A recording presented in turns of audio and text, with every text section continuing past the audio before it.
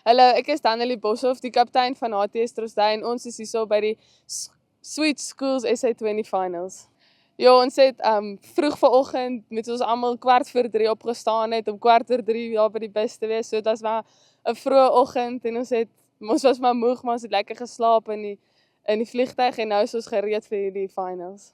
Dit het baie goed gegaan. Die span het almal hulle taak goed gekwyt en ons het hard gewerk om tot hier te kom en ons is baie opgewonde en ja, gaan net ons beste gee en dit geniet.